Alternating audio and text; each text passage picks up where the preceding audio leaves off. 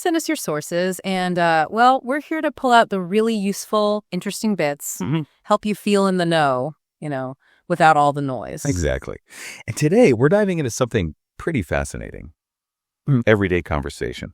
We're using these dialogues from Master American Podcast Dialogues that you, the learner, sent over. Right. So our mission here really is to get under the hood of everyday American English chats. We're not just looking at words, but like the practical stuff, common phrases, cultural hints, how people actually connect effectively. Think of it as maybe an insider's guide to help you understand, maybe feel more confident joining in similar conversations yourself. Yeah, it's a great idea. And the material you shared is, well, it's a bit of a gold mine, isn't it? Short little dialogues, but they cover so much ground. Totally. Farmers markets, dorm rooms, travel talk, those unexpected vacation things. Oh, yeah, the mishaps. Right. Making requests, small talk. Yeah. Just, how people talk. It's a fantastic way to see English really being used. Okay, so let's dive right in. First up, the farmer's market. Buying strawberries, peaches. What jumped out at you there? Well, what's interesting is it's more than just, I want strawberries. There's description, red and shiny. Right. There's that offer. They're very fresh, picked this morning. That builds a bit of trust, doesn't it? It does. And then you get preferences. Like the white peaches are even better. And that little personal touch, they remind me of the ones I had in Greece. Yeah. That adds a nice layer. It's not just about the fruit anymore. Exactly. It connects the purchase to an experience. And I like the vendor's little nudge. Ours are sweeter. Try one. Yeah, that try before you buy thing. A very American, sort of. And the polite way the customer responds, really? Can I? Of course. It's friendly. It really is. It builds that little moment of connection. So I guess the key thing here is noticing how people show they're interested, ask about quality. Make the purchase. Ask, do you also have compare things? Right. Compare. Say what they like, and accept those little offers. These are like the building blocks for so many interactions. Definitely. Okay, moving on. We've got people talking travel. Favorite places, Japan and Italy come up. What can we learn from how they share those stories? This one really shows how people connect over things they're passionate about and how they make a place sound appealing. For Japan, you get the big picture stuff first, the culture, the food, the people, but then that more kind of intangible thing. There's just something magical about it. Yeah, I like that. And then the specifics. Temples, food, exploring neighborhoods, even a tea ceremony. It makes it real. And the listener isn't just sitting there, right? They chime in with, that sounds interesting. Wow, sounds incredible. That keeps the speaker going. It's active listening. Absolutely. That engagement is key. And when the listener says they're adding Japan to their bucket list, the first person really sold it well. Yeah. Same with Italy, focusing on food, wine, art, history, specific places like Rome, Florence.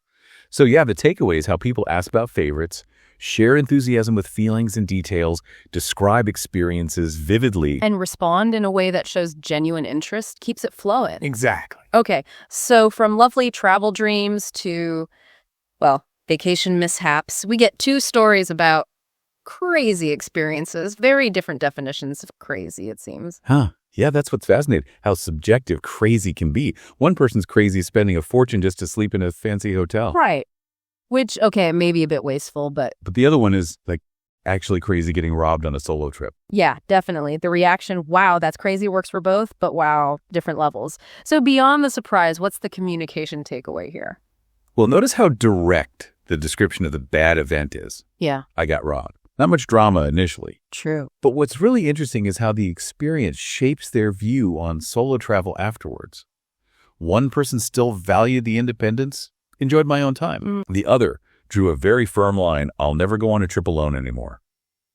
It really shows how we process experiences and share them, sometimes as a warning or a lesson learned. Yeah, it does. Makes you think about how we frame those unexpected travel moments. Okay, shifting gears again from risky solo trips to the comfort of a cruise ship. Someone's talking about their first time, and they sound really enthusiastic. They really do. And I liked the opener. Did your family book a cruise ship last week?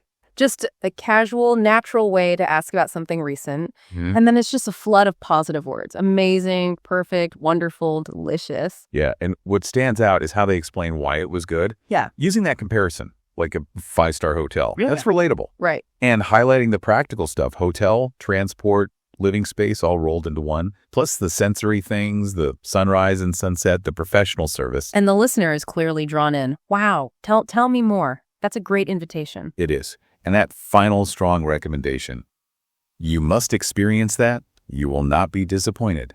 Really persuasive. So, key things here. How to ask for more details when someone's excited, expressing positive feelings with strong words and comparisons, and making a really compelling recommendation. Precisely. Sharing the joy, basically. Okay, let's get practical now. Trip planning, the classic debate. Train, car, or plane? Ah, yes. This is a great example of collaborative decision making. You hear the options laid out clearly. Should we go by train, car, or plane? Mm. And then they just weigh the pros and cons. Cost train is pretty cheap. Time train takes quite a long time. Convenience plane is fast and convenient. Even the view gets a mention for the car. And the language is very functional, isn't it? Not bad, cheap, enjoy the view. And finally, yeah, that's probably the best option. It's logical. Totally. It's about suggesting options, talking through the trade-offs based on different things, time, cost, enjoyment, and then landing on a decision together. Very common stuff. Okay, they got it on the plane, and now they've arrived. Next scene, LA, first day excitement, and the big question, beach or amusement park first? Yeah, you feel the buzz right away. Yeah. Finally, we're here in LA. Our dream has come true. Nice. Then boom, the practical question. Where should we go first? Beach or park? And there's a bit of negotiation, right? Yeah. One person says, I prefer Malibu, but then adds, I'm okay with everything, which shows flexibility. Exactly. That flexibility is important. And then they think about logistics. Do you think it'll take a long time? All right, the practical side. And they reach a compromise pretty quickly. Going to the amusement park is a better choice. Deal. So it shows that whole process. Yeah. Expressing excitement, stating preferences, but being open, considering the practical stuff, and agreeing. Good stuff. Okay, shifting settings again. A French cooking class. Making ratatouille. This one has some nice social elements. It does. What's cool here is how they start bonding over maybe slightly disastrous past attempts. We burned the eggplant. Haha, yeah. Creates instant connection. Right, and you see offers of support. Don't worry, I'm right here. Mm. That builds a nice, friendly vibe and compliments. You do make a good team. And those little personal touches, like bringing special olive oil or suggesting French music, it turns it from just a class into more of an experience, like they called it a cooking date. Absolutely. So, key things. Asking about past experiences to connect, sharing little stories, offering help and reassurance, complimenting teamwork, and adding those personal touches to make an activity more fun. Now for a potentially awkward but universal moment. First day in a college dorm.